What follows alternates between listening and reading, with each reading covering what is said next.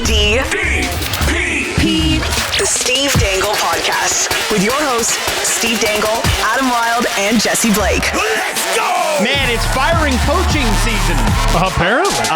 Swiss team, this is from reporter Chris, some guy we've never heard of, Chris Johnston. Swiss team HC Ajoie?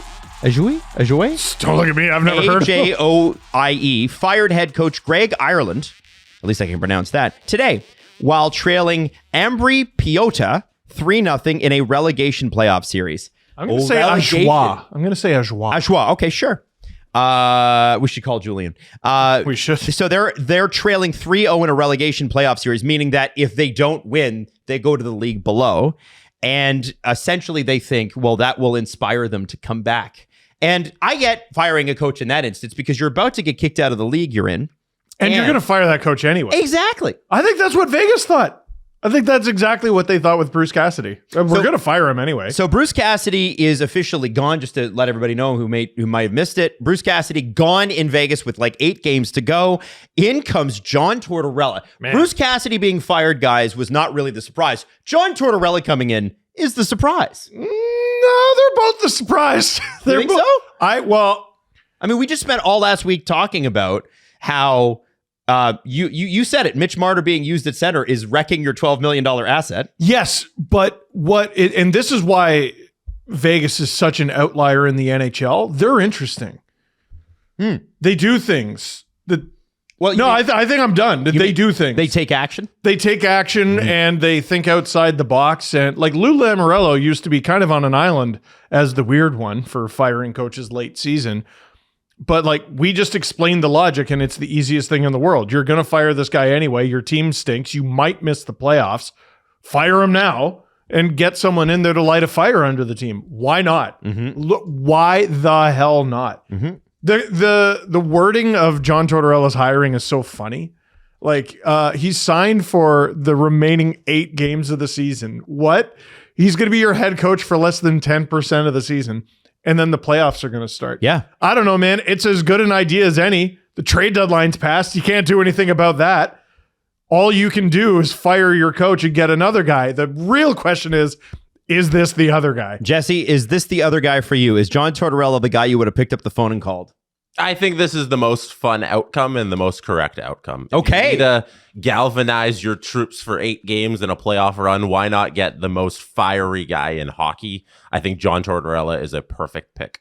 And like stylistically, they're not going to forget how to play Bruce Cassidy hockey. Stylistically, who cares? What you were doing wasn't working. That too. Whatever you're doing that's going to be new is at least going to be hockey that you know is different than the losing hockey you've been playing this entire season. Did those J-Fresh stats that were posted yesterday give you any pause? Where since the Olympic break, Vegas is like top 3 in virtually everything, but near dead last in shooting percentage and save percentage. I didn't see those, but what I do know is that collectively what's come out since Cassidy's been fired is that the players have quit on the coach. Yeah. And whether or not the underlying analytics support that there's a better team there or not, the team in the locker room did not like that man anymore. And I know there is a couple different reports. I heard the one from Elliott about how at the end of last postseason's loss to the Edmonton Oilers, he chewed them out and he put a lot of blame on the players for them losing that series. And then in their exit meetings with the upper brass, Kelly McCrimmon and co., they were not happy with Bruce Cassidy, and he decided to keep him. So then all of that festering, and then you go into this season where there's a bunch of losing, and you're not getting any goaltending, and then you reach this point, and now Kelly McCrimmon is making a decision he probably maybe should have made last year when the guys were unhappy with him. So even if the underlying numbers support there's a better team there, the person who's going to get the better team out of them and show that the underlying numbers are actually true is a new head coach. If anything, they're a good team, and now they've got like one of the best hot start coaches in like of his generation, literally of his generation. John Tortorella's MO, except for Vancouver, is he goes in to every team, lights a fire under them. They play better than we've seen. They achieve more than we thought they were capable of. and then eventually it goes stale. Now let me usually takes 2, 3, 4 years. Let me poke a hole in that. Okay. Just a little bit. And this is from Sinbin Vegas. For it. Great account. He said one of the most common refrains about the reasoning behind bringing John Tortorella in is that he quickly gets the most out of teams. History remembers it differently. Tortorella's first 10 games with a new team. Philadelphia, 5-5-0, missed the playoffs. That wasn't a great team. Columbus, 2-8-0, missed the playoffs.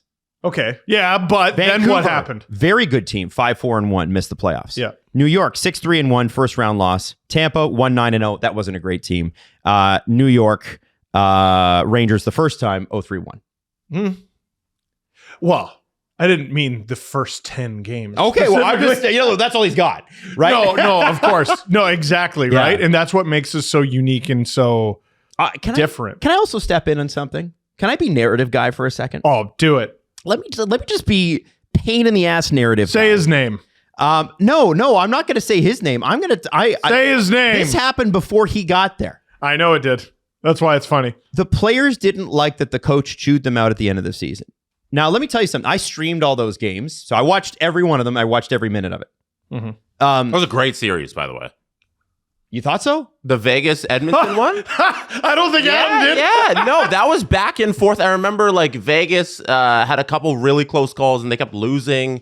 I thought that was a really entertaining series. Yeah, but it was Maybe you're five? maybe. Well, here's what I it was remember. only 5 games. Yeah, it was over but 5. it was like a tight 5. Yeah. I felt Rod Brindamore special. I felt like it wasn't great at all. And I thought that Vegas blew a lot of opportunities. Maybe it was closer than I remember, but Vegas blew a lot of opportunities and largely played like shit. And I do think it's kind of funny that compared to what they're used to, right? Compared to the expectations that we have of Vegas, which are quite high, that they rightly set themselves. I looked at that series and I thought, man, I'm not seeing any sort of dominance from this team. There's a lot of star power up front, and they were not dominating play. Goaltending was fine, but I just felt like it was not a the way I remember it anyway is that they should have been chewed out. They blew an opportunity against Edmonton, and they didn't really make it particularly close. And so the players, I understand after the season's over, the last thing you hear from your coach is getting chewed out. That kind of sucks. But like, did you guys go back and watch? I want everyone to remember this. I really want everyone to remember this particular part of the conversation going forward, especially when talking about your team.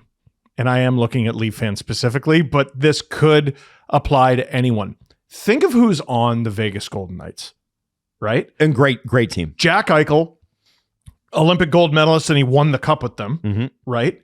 Who else won a gold medal there? Hanifin. They have other Olympians in Stone and Theodore, and Marner was there this season, but we're going to focus on last season. Particularly, the guys that they had last year, some incredible players, and getting yelled at for performing poorly in the playoffs is something that they took to heart and are somewhat holding a grudge over, right?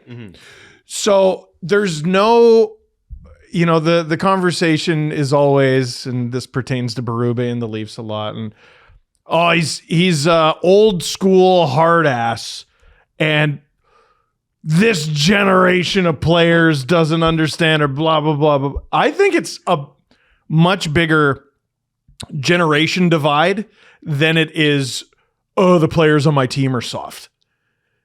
This is not the way to talk to your players anymore.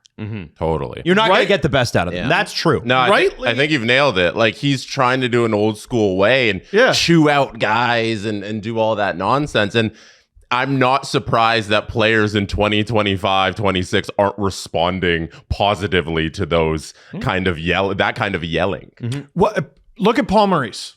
Paul Maurice is our greatest example. Screw it. Look at John Cooper too. Those guys have been to 6 straight cup finals between them. John Cooper, I think, is essentially a motivational speaker as well as a philosopher and litigator. But Paul Maurice, they die for that guy. Oh, yeah. And there's that clip where he goes, "You fuckers." But he follows it up by going, "Here's what I need you to do. It's not you're not good enough. You're doing this poorly. You fucked that up. It's pound their fucking D so that when game 7 arrives, they've got nothing left. It's a great quote. Yeah. It's such an efficient message. You're not doing what I want you to do, comma, here's what I want you to do, and this will be the result if you do it. That's how you communicate. Oh, yeah. And Paul Right? Maurice also loves being performative. And when he's trying to give credit to somebody, he's like, you know why we won the Stanley Cup playoffs? Because the fourth line against the Leafs. Gag me with the damn Do spoon. you remember when he credited the Stanley Cup victory on the fourth line changing the series against the Leafs? Come on. And the irony but that's the thing he's doing. He's giving the credit to the guys at the end of the bench. The credit belongs to Paul Maurice for changing them. He changed that matchup and the series flipped on its head. Matthews was going toe-to-toe with Barkov. And from minute 1 of that series, I went, well, let's see how that goes. Matthews caved his teeth in. The second he threw it to Lundell, Lusterinen, and Marchand, it was over. Paul Maurice yes, the fourth line had a great game. Yes. Yes, they did. And yes, they helped flip the series. But the biggest decision that Maurice made is what changed it all. He was patting himself on the back while trying to give a compliment to the other guys, the players on the team. It was such nonsense garbage, but that's the stuff that works. And Bruce Cassidy seems like he didn't really have that last year with the Vegas Golden Knights, and didn't have it this year. One of the things, so I'm also, Adam, can I defend my point that series last year, Edmonton Vegas, was entertaining? Okay, yeah. I'm not saying it was entertaining. I just didn't find it to be as close as I didn't think it was that close. So 4 out of the 5 games were bangers. Because game 1 was a 2-0 lead by Vegas. They had it early on. Edmonton comes back. They have a 4-2 victory. Game 2 was a 5-4 OT game where Edmonton was up 3-1 and Vegas comes all the way back, makes it 4-4, and they go to overtime, and then Edmonton wins it. And then game 4 was a 4-3 victory by Vegas where Edmonton's up. Game 3 was the 4-3 victory. Oh, game 3 was a 4-3 victory where Vegas is up 2-0, or Edmonton's up 2-0. Vegas comes all the way back, scores 4 goals unanswered. And then the last game, then we had a stinker in there, it was 3-0. And the last game was 0-0. And it went to overtime and was a 1-0 victory. That series, from an entertainment standpoint, last year was a banger. Can I offer a counter where 3 of those games started at 10 p.m.? I was streaming them. I was there, but I know. I want to say the game. That's what I'm saying. Real hockey fan over here. I think the game that sticks out to me is game 4. I think that's what I remembered from that series, which is why maybe it's colored my view. First off, they couldn't score, and they couldn't score into this year. They could not score against the Oilers. That was a problem in the series. The game 4 was a wet fart. That was Leafs level bad. They put 23 shots on Stuart Skinner. Unforgivable. Yeah. I don't care how high or how low your shooting percentage is. You ain't going to win. No. It's Stuart Skinner, pepper the man with some shots. I think perhaps that the wheels were coming off probably at the playoffs. And you're right, Jesse. I think you made a good point about Kelly McCrimmon and that sort of thing. I understand why they would keep Cassidy another year to find out. Maybe they should have fired him in December, like the Leafs should have fired Berube. We could have done a switch. Yep. Season could be so much different. Can you imagine? But I think that Vegas's issue is they might think it's coaching, and I think Kelly McCrimmon knows it's not. I think that's why he didn't fire the coach. Yeah, but the players are not responding, and it's clear they quit on him. There's nothing. We know that. There's nothing they can do but fire the coach. But then here's my thing. Yeah. And I said this about Marner when he went to Vegas, and I got some pushback from behind the scenes from people. There is nothing, like, you think playing in Toronto is hard externally. Playing in Vegas internally is the hardest in the league. You said that from day one. They'll cut your shit, man. And you just saw it again. And so now that Torts is in, the standard is so much higher. Some guys will die for Torts. Some people would rather die than play for Torts. Mm-hmm. Depends on who you're playing. Also, I think it's hilarious that Vegas and Anaheim could meet in the playoffs. Cutter Gauthier versus John Tortorella. Hilarious. But I didn't even think of that. I wanna say that John better come in and just be Mr. Motivation. This is not a team that needs X's and O's anymore. Play Marner on the wing and just do the simple shit, and they're going to be fine. Dude, get along for 2 months. I just feel like this, let's just call it what it is. They're older than they should be. Yeah. They're more busted than they should be. Yeah. And they keep going back to the same people. One of the things that marked Vegas out as such an outlier in the NHL is they'd be like, thanks so much for your service, now fuck off. They were Logan Roy, right? But then they started bringing back the old band guys, kind of like what Chicago did after their third cup. I got a message last night. Unironically, they're like, tell me I'm wrong. Vegas should trade Marner. And they explained all the reasons why. Give me the reason. What would be the reason? And I responded, you are wrong. You are wrong, period. I think you trade around Marner before you trade Marner. You keep Marner. I went, you are wrong, period. But you know that it's there, guys. But I look at Vegas and I go, okay, there are other factors here. And so now that the coach has been fired, now it's on the players. Mm-hmm. And what I saw last week was I saw Edmonton go toe-to-toe with the two teams that's fighting in the Pacific Division. And they will meet one of them either in the first or the second round, depending upon whether or not Vegas or Edmonton passes the Ducks, which they might. They smacked the Ducks around on Saturday, and they beat Vegas last week. If Edmonton and Vegas play in the first round, I don't know a single person right now that thinks yet that Edmonton doesn't win that series. Well, it's changed, though. Because the conversation was Edmonton's winning that series, and now it's, well, I don't know. Well, because it's mystery. You didn't like a coach that yelled at you, so they bring in the guy who the beatings will continue until morale improves. Yeah, but there's different kinds of yelling. There's different kinds of yelling. And yelling. Everybody goes back to, well, Cam Atkinson sure loves him. And you know what? I love Cam Atkinson, but it's got to be more than Cam here. I have questions about Tortorella. So does the entire city of Philadelphia, by the way. Oh, I mean, every team he's ever been with, it's easy to remember the end, right? Sure. You got to remember what it was like in the good days, though. You can't tell me there weren't good days in Tampa. There were great days. There weren't good days in New York. There were. You can't tell me there weren't good days in Columbus, right? A few good days. Vancouver. Maybe just Toronto. There was a time where Philly was punching above its weight. Mm-hmm. And, you know, Tortorella... And that was a very deeply flawed roster. Yes, let's call it what it is. Tortorella was unfortunately a little too honest in basically being like, I don't want to be part of a rebuild. Well, I got great news for you. It's 8 games. I want to say he got fired 8 games left in the season with Philly. So you get to pick up right where you left off last year, except you're with a contender now. This is the Choose Your Own Adventure book that you were talking about. He skipped forward to... So the playoffs are in 2 weeks. Yes. It's a total mystery right now. I was trying to find a clip.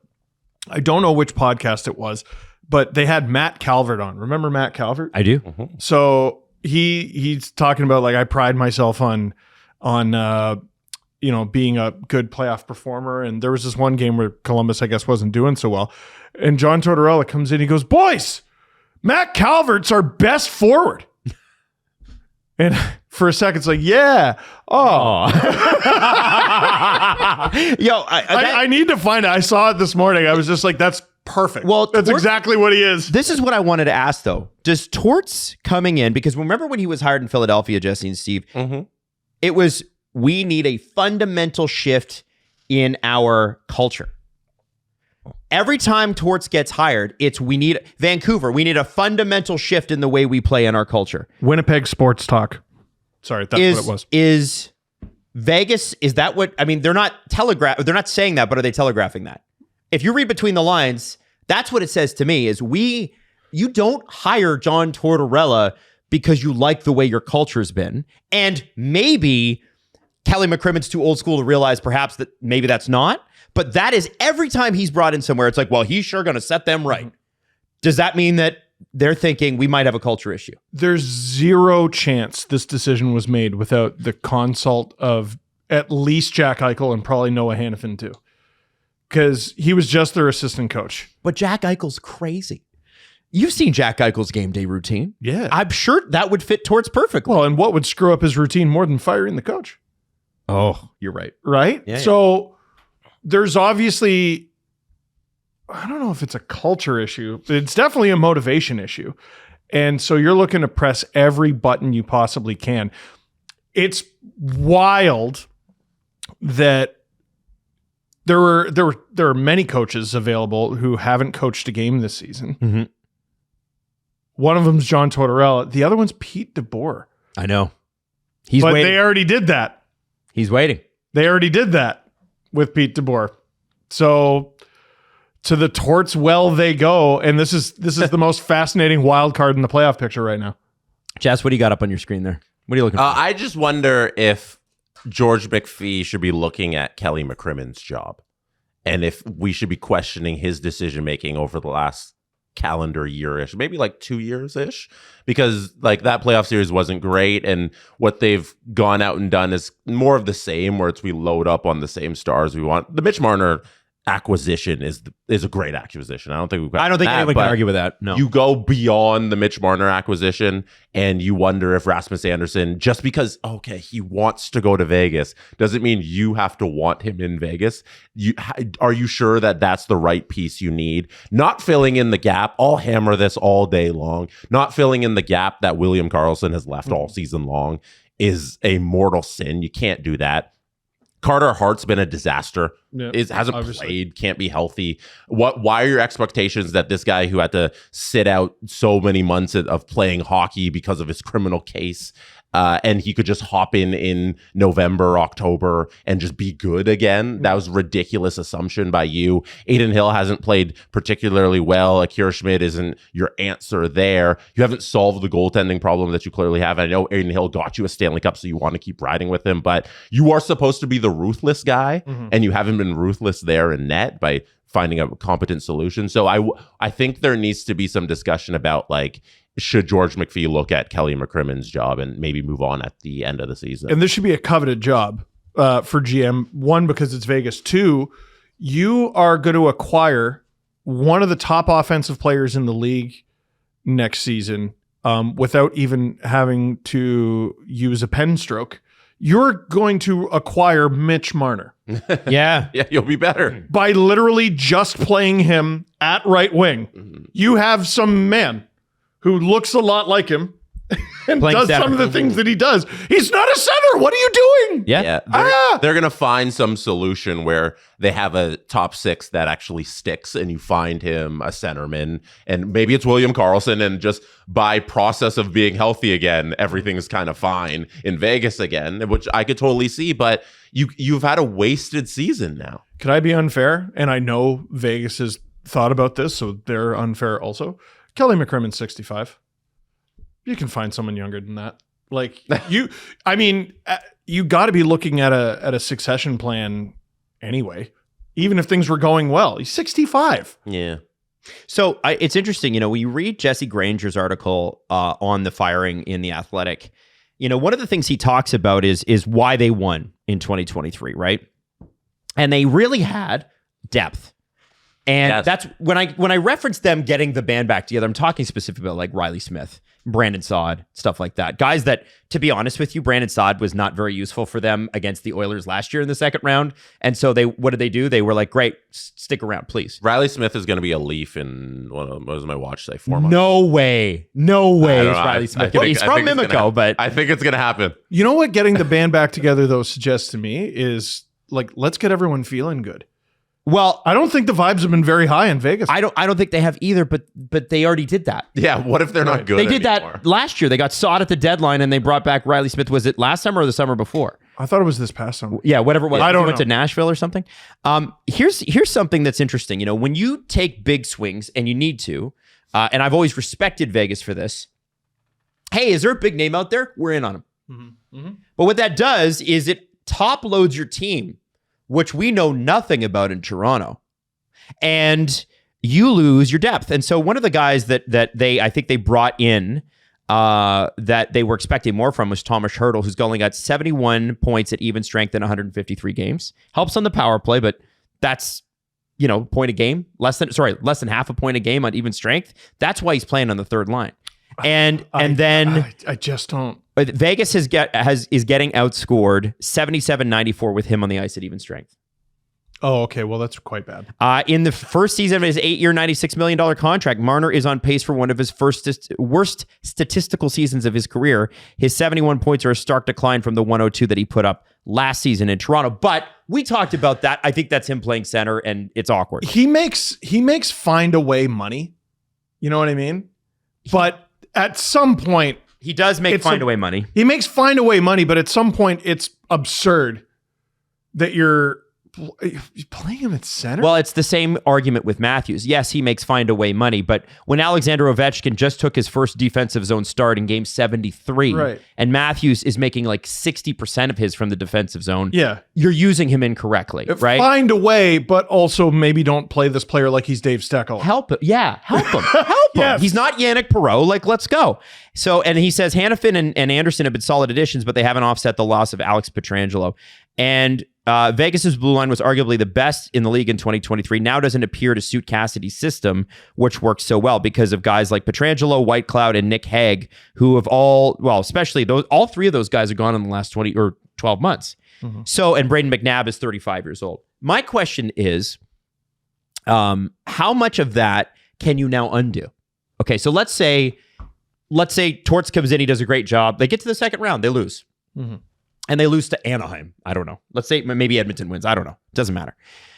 Okay, so that's not good enough for Vegas. What then do you do? You're locked into Hertl. You hope William Karlsson is healthy next year and doesn't decline, but he has been there for 8 years now, the entirety of the franchise. Eichel's contract goes up to $13.5 million next year. So if Jesse's right and Kelly McCrimmon shouldn't be the GM anymore, the next guy that comes in is probably going to have to come in as, well, if there's a big star out there, we're in on him because we're Vegas. How do you untangle this now? Because we're getting into territory where it gets a little uncomfortable, that conversation. It does. The good thing is you have good players. That's always a good start. And that means you have assets. You can trade those guys. You're going to have to make good old-fashioned hockey trades, probably, because you don't really have any futures. But what surprised me is, like with the center situation, is the complete lack of creativity. I mean, I guess using Marner at center is creativity, but like, okay, maybe common sense, which is play a center. Yeah. Anyone. Yeah. Anyone. Pick a name. Like last show, we went through some names, like guys who are part-time centers, like a Howden. For anyone. Yep. What are you doing? So how do you untangle this? There are many ways, right? With the draft there, with free agency there are many ways. But this was the only way to untangle it now. And don't forget Anderson's a UFA. Giving up what you gave up for him and potentially losing him. What did they give up for him? I can't even remember what that trade was, because you guys said the unforgivable sin was not getting another centerman. Maybe Hertl at this point in his career is better as a winger, and you find the center that goes behind William Karlsson, right? And whatever they maybe gave he's up, the guy who shouldn't be playing center. Whatever they gave up for Anderson, I can guarantee you it would have got them Vinny Trocheck. It was Whitecloud, a second-round pick that upgrades to a 2028 first-round pick if Vegas wins the Stanley Cup. So a second-round pick and a first-round pick in 2027 that is top 10 protected and moves to 28 if Vegas won the Cup in 26, and 27 first is top 10. It's 2027 first and a 2028 second round pick. Tell you what, man, that would have got you Vinny Trocheck. Those conditions, and also Abram Wiebe. That is quite a bit. And let me tell you, you get a puck mover in Anderson, but losing Whitecloud when you already hemorrhaged kind of puck stopping talent, and you're not getting saves. Like if you're, it's not great, man. If you're game planning, if you're Anaheim or you're Edmonton and you're game planning Vegas, is your whole job, because both of them have high powered offenses, get the puck behind and rebound, get the puck around those defensemen, keep the puck away from them. Your thought has to be we can outgun them. Yes. Yeah. Especially with weak goaltending. Yeah. Which the goaltending hasn't been good enough. And they can't score. They can't score. They're shooting, since the Olympic break, they're shooting, I think it was 6.8% as a team. That's crazy. So anyway, we're going through all the ways that we're twirling towards freedom right now. Twirling. we're talking about all the ways that Vegas hasn't been good lately. This is the Hail Mary you got. Other than, like, one of these days, I would like to see a team trying to make the playoffs make a post-deadline trade with a player who will not be eligible for the playoffs for them, but you got to get in, so it doesn't matter. Like, That to me is the last creative frontier that teams haven't really done.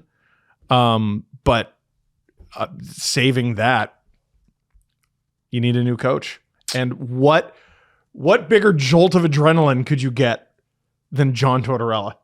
Well, we're going to hold there. Let's do the BetMGM big story because I have a question about this when we get into it. BetMGM is an official sports betting partner of the National Hockey League and is everything that you need for the action on the ice. And we got two divisions we got to break down. We just obviously spent a ton of time talking about Vegas, but in the division right now, the Ducks have played 73 games. They got 86 points. They lost to the Oilers this weekend. Oilers, 2 big wins against Vegas and Anaheim last week. 74 games, 83 points. Vegas has also played 74 games. They've got 80. Now, is the Tortorella coach bump going to be enough to even get them home ice advantage? I'm not asking them to win the division because that's a 6-point spread with 8 games to go. You're not doing that. If they won all 8 games, they'd end at 96 points. That's kind of nuts. Yeah. Whoa. Oh, I know. It's big brain Steve with the math, right? They got to get into the playoffs, right? They sure do. 100%. Not Vegas. Why do I keep confusing the Kings and Golden Knights? They could absolutely knock them out. The Kings have a game in hand that they've only got 76 points. So if they won that game, they're tied at 74 games played. It's a 2-point spread. But again, you play the games because you got to play the games, right? You're right there. And the Kings kind of stink. So they're not great.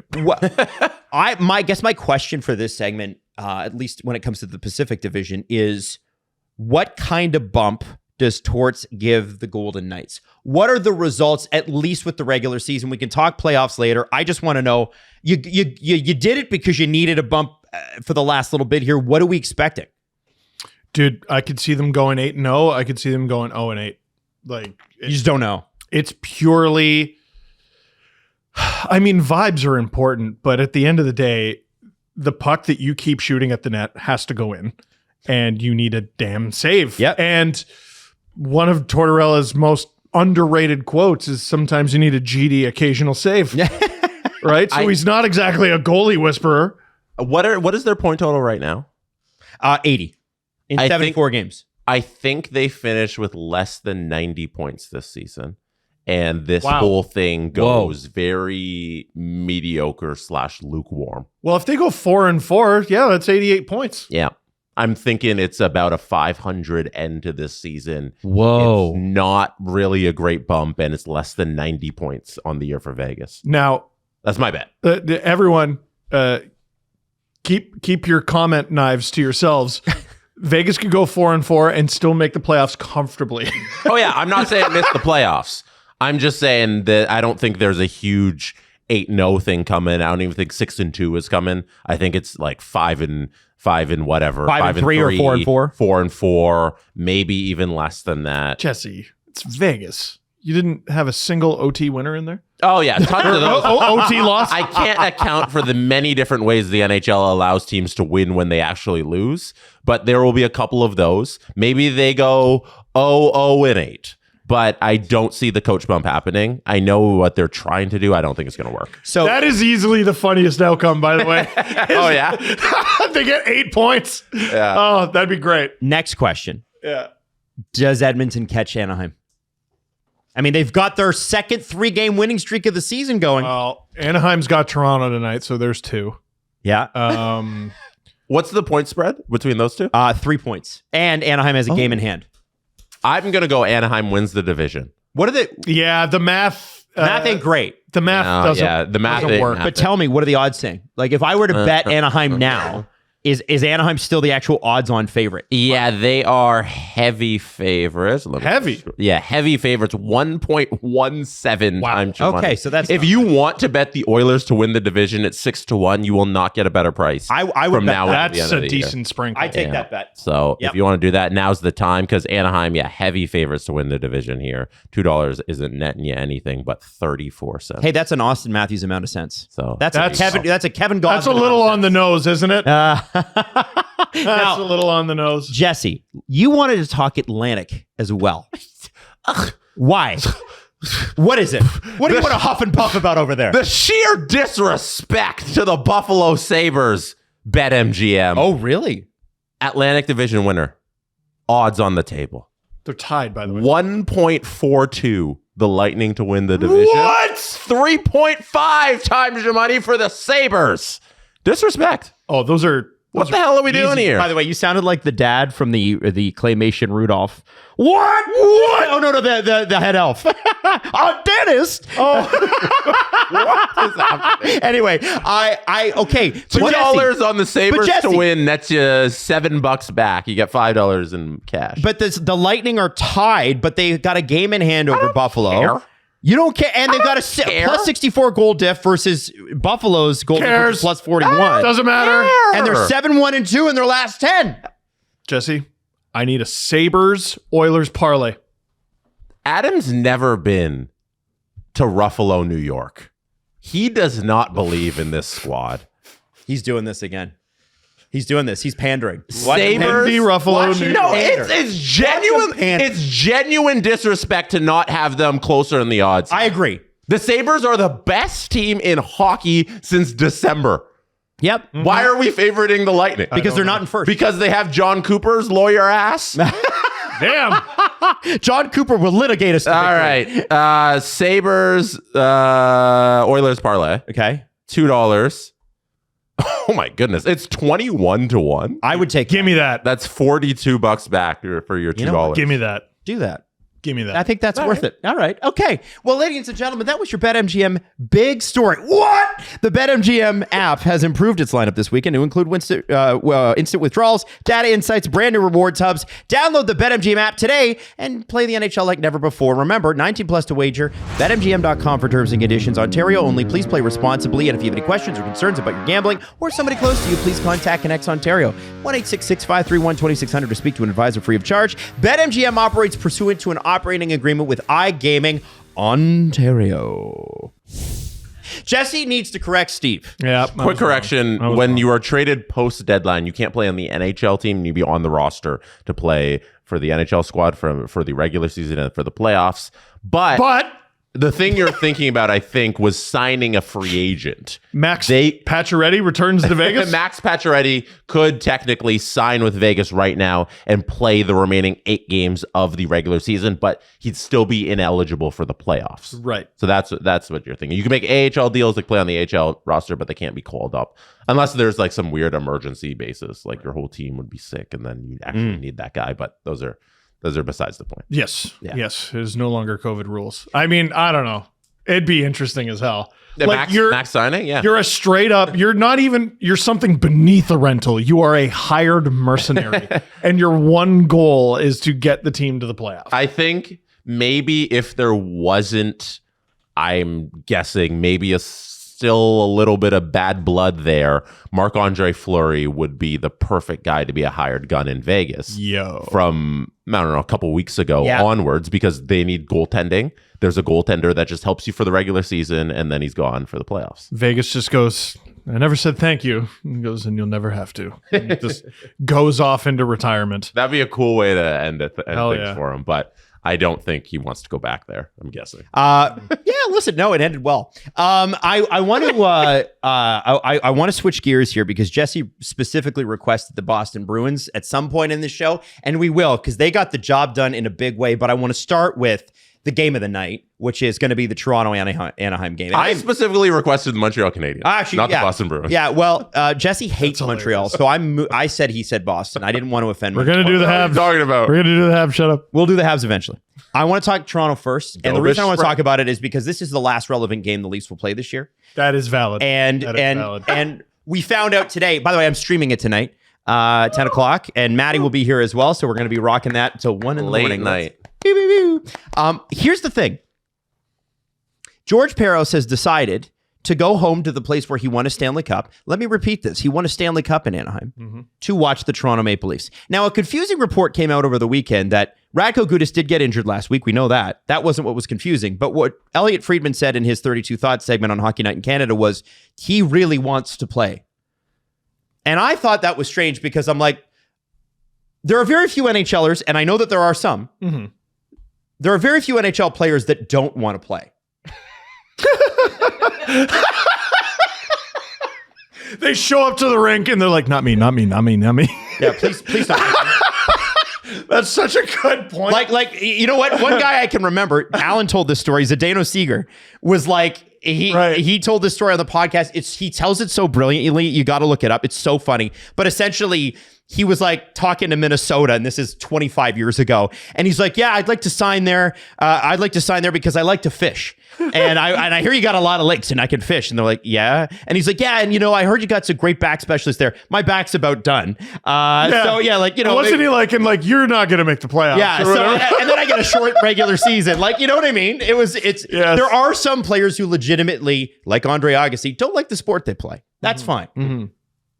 But I don't think that was ever I don't think anybody ever questioned Radko Gudas' desire to play hockey. Agassi's book, by the way, the one he wrote about his life, is one of the best athlete books of all time. It's great. It's fascinating. If you're into sports and athletes, go read it. So definitely read that or audiobook it. The question I have is, I do question that. I'm like, what do you mean he didn't? The story, it's not a story if Radko Gudas wants to play. It's a story if he doesn't want to play. Right. That's the story. Or can't. Right. Now, if he can't, he can't. But Gregory Peros is going to be in Anaheim for this game tonight because he's decided now's the time to watch hockey in person. Now, the last two times, I'm sure he's seen plenty of live NHL games, but the last two times I can remember Peros doing the why I oughta, showing up to a game to make sure it doesn't get out of hand, both involve former teams of his. Tampa Panthers, now Toronto Ducks. Just noticing. That's all. Not biased. Oh, couldn't possibly Just be. noticing. You know what? I hope Getzlaf joins them. I'm sure that they'll honor them both on the video board. If I was Anaheim, by the way, that's exactly what I do if I was Game Ops. Steve, you're so biased because you're a Leaf fan. He has a diamond-encrusted ring from one of the teams in questions tonight, and I'm the one with a bias. All right, yeah, definitely. So for sure. Here's my question. Because here's what I assume as a Toronto Maple Leafs fan. My assumption, gentlemen, is that nothing's going to happen tonight. I totally agree. Gudas is not going to play, and the guys don't give a shit. And it was pretty clear in that sad sack game that you streamed on Saturday night against the sad sack Blues. The Leafs are sadder and sackier. Last two games I've streamed, I think the Leafs were outshot 82-27. Is that good? 13 shots on Saturday night? It sounds impossible. Yeah. I read this was the first time the Leafs have been outshot by 25 or more 4 times since the 1983-84 season. That's before Adam and I were born. I need you to understand how shit that team was. Well, they got Wendell Clark out of it at first overall. I need you to understand how shit that team was. Of the violently ass. They were one of the 7 teams that didn't make the playoffs because there were 7 teams didn't make the playoffs back then. 7. My God. And there was the 80s. Yeah, dude. Too. I don't remember who told the story, but like there was a motivational speech from a Leaf coach. I don't even remember who it was, but it was it was Ken Reed. Told this story. It's all right, boys. Leafs, Oilers, hockey night in Canada. Let's try to keep it close. Because that was the 80s. Hey, I ran into Ken and I live in the same neighborhood. I ran into him this weekend. He's just such a lovely guy. I love Ken. He's just the best. He's just the best. So am I wrong as a fan looking at tonight's game and going, nothing's going to happen? I'm excited to stream the game because all the other Leaf games I've streamed recently have been pretty depressing and sad. But I'm not expecting the Leafs to do anything. So there's the Leafiest thing to happen. There's the Duckiest thing to happen. I don't know what that is. I'm not well versed enough in the Ducks to know what the Duckiest thing to happen. Oh, Beckett Seneca goes off for 3 goals. Well, he's a Toronto kid. They gave him a hard time last game. That's what's going to happen. Interesting. Okay. And he also scored this. I think happen. he's leading rookies in goals scored. Can I give you the Codiest thing to happen, which is the thing that's biggest for the code? Oh, give it to me. Yeah, no, there's not some guy named Cody. It's the Codiest thing to have happen. It's California. There's somebody named Cody there. There's probably. Yeah. Anyway. Radko Gudas can't play.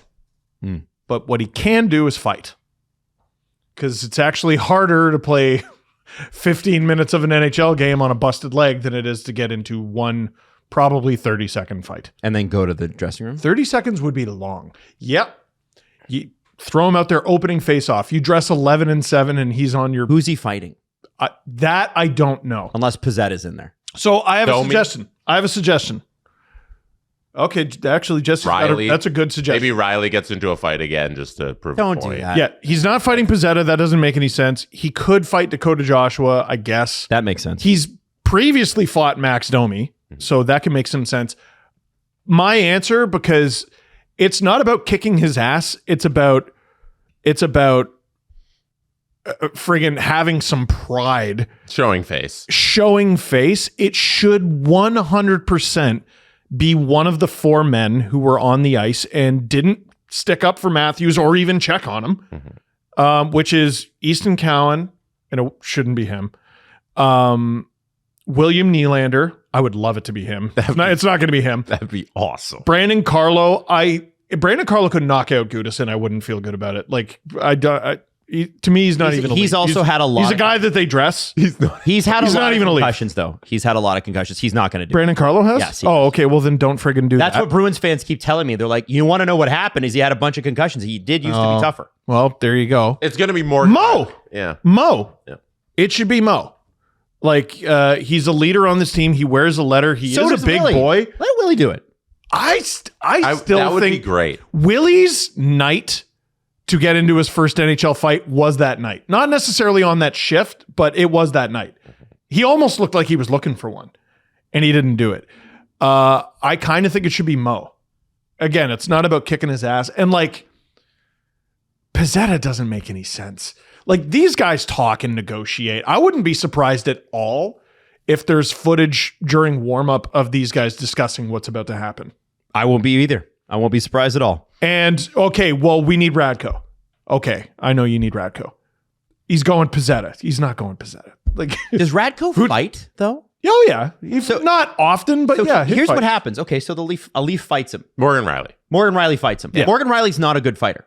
No. Radko Gudas kicks Morgan Riley's ass. Radko Gudas is not known as a great fighter. I don't know where everyone got this idea. But he's not, maybe he's not a good fighter, but he's like a metapod that's hit hardened a few times. You can hit him a bunch of times and he's just going to keep coming. Morgan Riley is legitimately much larger than Radko Gudas. Okay, so people just have this perception of him because he lays big hits. That doesn't mean he's a great fighter. he wins or loses the fight. Does it matter? Doesn't it just matter that Not he really. fought? You know? Yeah. Isn't that the point of this? I think Morgan Riley fights Radko Gudas in the first 5 minutes of the game, and then everybody moves on. If he does that, then Nylander and Carlo, not Cowan, because Cowan has redeemed himself and learned. Yeah. They owe him a Rolex each.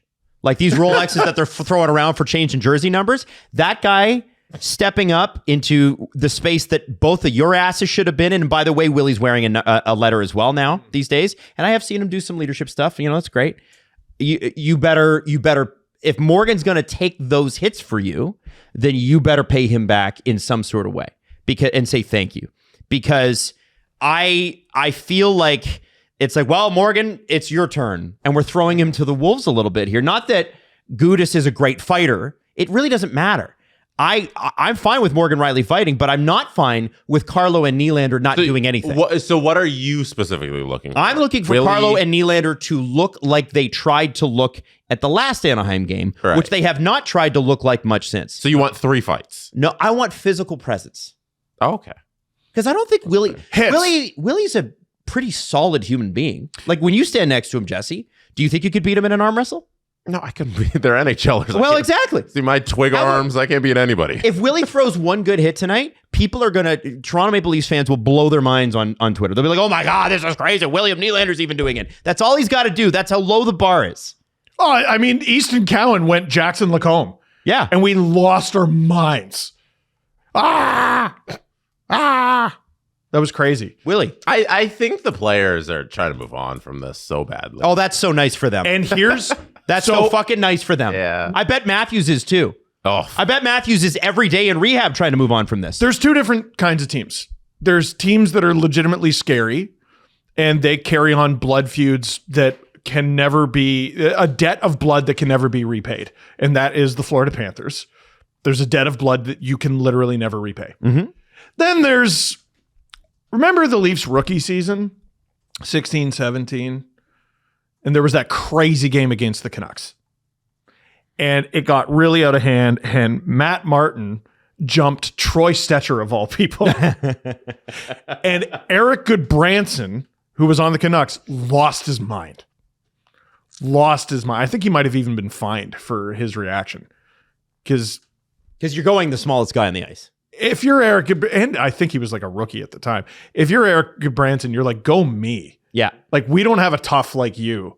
So if you're going to go anyone, you're going me. Eric Goodbranson fought the other day. It's crazy. He's still in the league. Full gray beard and everything. Watched him fight yesterday. And then, so what happened the next time the Leafs played the Canucks? Because we were like, oh my God, that game's so highly anticipated. It's going to be great.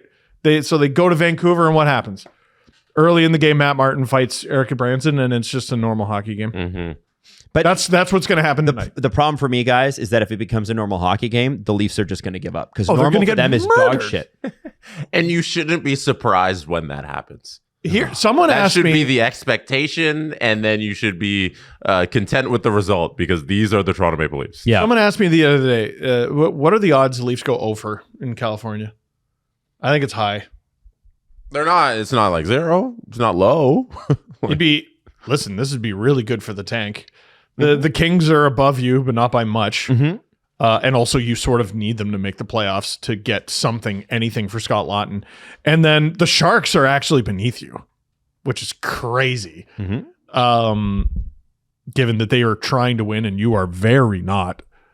I just don't know if they're mad anymore. Do you want to do a tankathon? Let's do it. Let's do it. Every show from now on, I want. Here we go. So currently, the bottom, I'll read off the bottom 8 odds. It goes Vancouver. This is based on points percentage as of today, which is March 30th. Vancouver, Chicago, the New York Rangers, Calgary, Florida, Toronto. I need to point but out not Toronto, Boston. the statistical odds on favorite for Tankathon is the worst case scenario. Yes, right now. Based great. on pre-sim. Cool. Vancouver, Chicago, New York, Calgary, Florida, Toronto / Boston, Winnipeg, St. Louis. That's the bottom 8. Let's hit Sim Lottery and see where the Leafs end up. Vancouver wins the draft lottery. The Leafs fall 1 spot to 7th, so Boston gets the 7th overall pick. The big jump that happened in the draft lottery was Washington. That would goes be up nuts. 10 spots into the top 3. And the order would have been Vancouver, New York, Washington, Chicago, Calgary, Florida, Boston, Winnipeg, St. Louis. Vancouver picks first overall, I go. think, for the first time ever. Washington getting in there would be low-key extremely sick for their organization, considering they're going to get 40 wins this year, and they were very good last year, and they'll probably rebound next year. Yeah, you look at their goal differential in comparison to some of the other teams, like they're right up there. There's a good team in Washington. Yeah. This year more than most, you look at like teams that are 1, 2, 3 spots out of the playoffs, and you're like, oh, that's a good team. Yeah, totally. 100%. And like a team like Florida, that's just like time on legs. They're just tired. They just need a moment. That's a good team. This tinfoil hat custom built for my giant head. The Panthers are going to win the draft lottery. Can you imagine? Yes. Oh, no. He's rockstar shit. What do you mean, can I imagine? Oh, no. Easily. You could catastrophize Hey, Steve, can you have a vivid nightmare? Yeah. What are you talking about? anytime you want. Do you think it's important that Bill Zito attached top 10 protection to his draft pick when he sent it to Chicago? Yeah, well, he's not like a bad GM. So Because there are other GMs that reside in Toronto who don't do that. They just kind of last minute say, yeah, I don't know, fucking take it. also, let's pretend the Florida Panthers gave the Chicago Blackhawks the first overall pick. Gives a shit. You won the cup. Oh, for them, yeah, who cares? Yeah. Who friggin' cares? It'd matter a little, but not as much. Yeah. They got You a couple go, ooh, rings. oh well, we won. We won. Matthew's still at the elbow room, so like we don't care.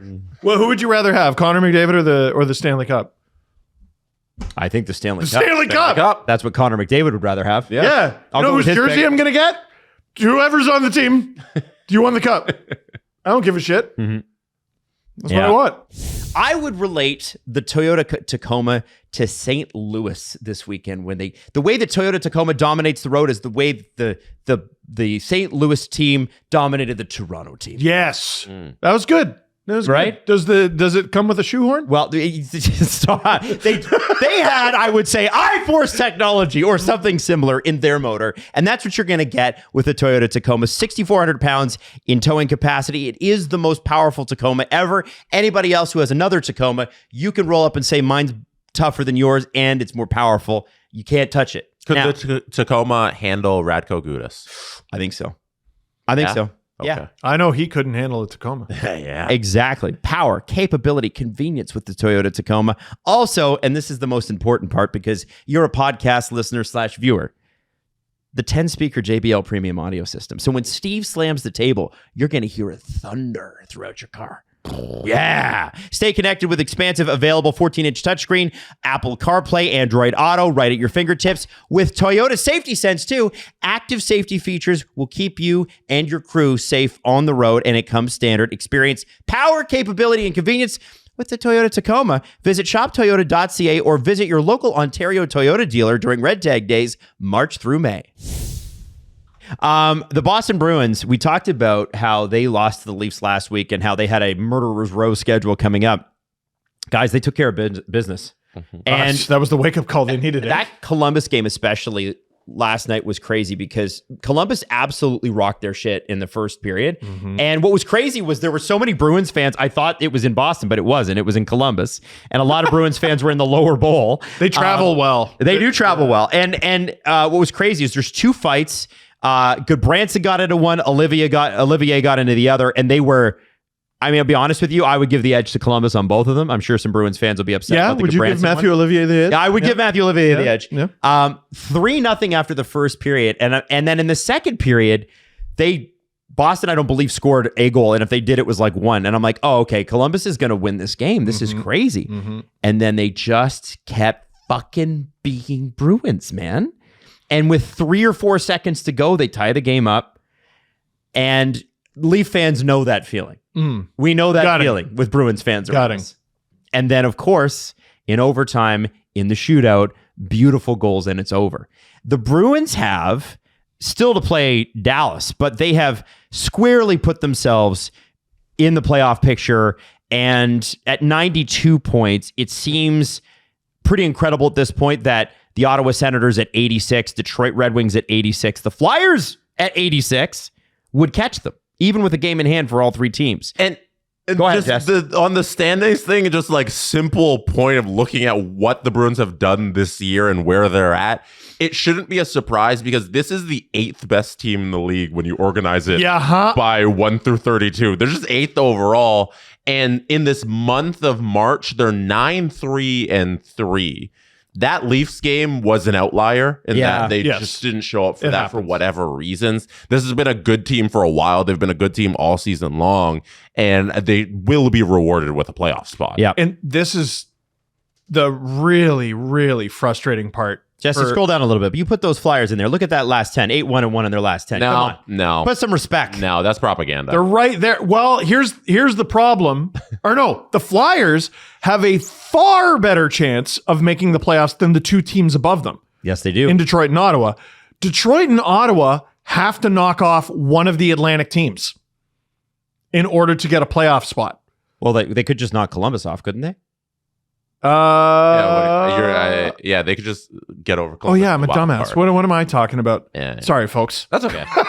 They've got the same. I know. I don't know where. Same opportunity. No, but Yes, you're saying the Flyers have 2 shots. You just did it backwards. I know what you're saying. My bad. You did it backwards. So it's the Flyers have 2 shots to get in because they could pass Pittsburgh in the Metro, who only have 88 points. My bad. And also get the wild card spot. But Ottawa and Detroit could only get one of those wild card spots because it's very unlikely they would pass Montreal in the Atlantic. Yeah. Okay, so everyone just pretend I said that. That's okay. Just pretend I said that and we're good. But it's an interesting point. Now, Columbus did get a point, And I think that's the key, right? Like, as much as I hate the loser point, they got one. And that puts them a win up on the Senators, Red Wings, and Flyers, who all have a game in hand. So they're protected, right? Mm-hmm. And one thing that outside of Ottawa that Columbus has going for it is the regulation wins. Now, I know Detroit's got 28. Flyers have 23 regulation wins. Yeah. LOL. They're not going to win any tiebreaker. Ottawa's got 32. Like, that's a crazy difference. I just look at this and I go, okay, so Atlantic Division, again, for me, is the toughest division in the sport. We didn't expect that this year, but that's what it turned out to be. Not even fuck off with your Minnesota, Colorado, and whatever. This is the toughest division, 1 through 8 in the sport. For the Metro, okay, Ottawa got really screwed by that result with Columbus and Boston. Like, they needed something there, and they could have won on Saturday. 3-point game was the worst outcome. Yes. And they did themselves a disservice by dropping that game on Saturday. That was a must win for them, and their fortunes have really shifted. If you look at the playoff odds, what that would have done if they just pick up those 2 points there on Saturday, and they didn't do it. And this is a really good team, and the numbers are there to support it. And it'd be a real shame if they don't squeak into the playoffs, but you got to win the games. So it's up to you to win the games. Red Wings, Jesse, are playing Flyers, I believe, on Thursday. They're playing the Penguins tomorrow. Oh, wow. Man. So they lost to the Flyers 5-3 this weekend. It was a good weekend to be a Flyer fan. Porter Martone signed, and then a 5-3 win over Detroit. I'm not buying it. You're not buying what they're selling? They're not a playoff Okay. team. Oh, man, they're right there. The Penguins need to win this effing game. Detroit needs to win this effing game. And then Flyers, Red Wings again on Thursday. That's crazy. Flyers win both those games. I'm sorry, they're not pretenders. They're right there. They are.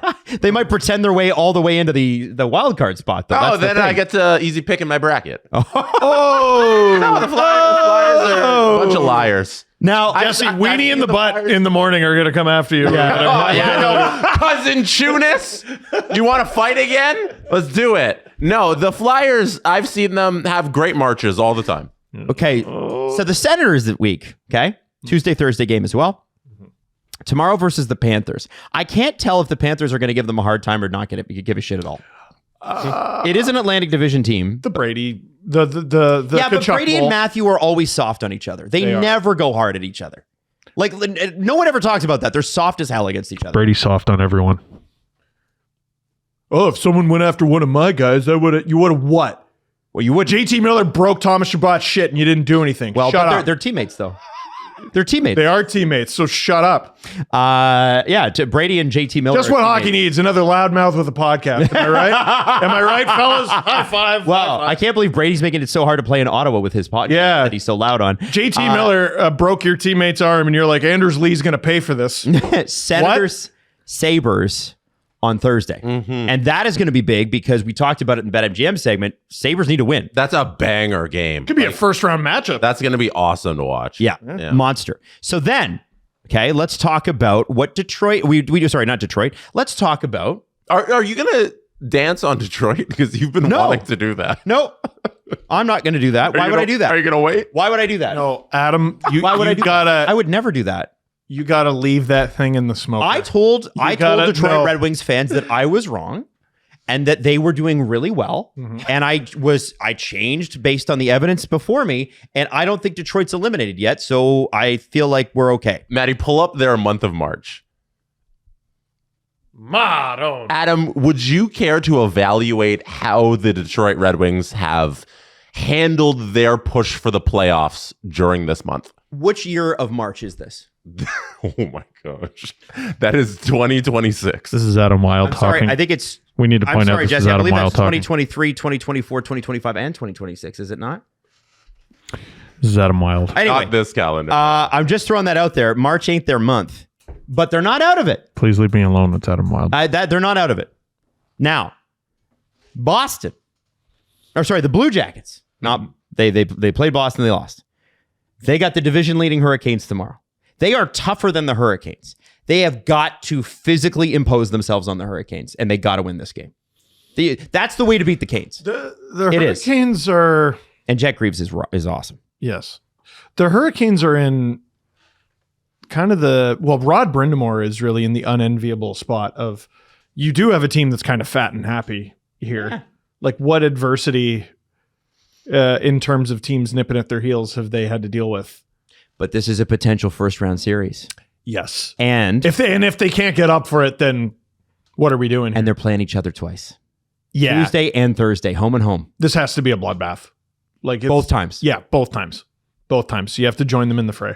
Okay. 100%. Now the Flyers. Let's look at the Flyers week. Okay. Flyers week. Capitals tomorrow. You got to win that game. Well, then that basically sticks a fork in Washington, who is mathematically still in it. But yeah.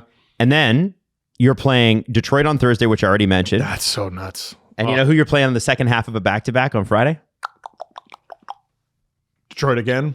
Pittsburgh. The New York Islanders. Oh, yeah.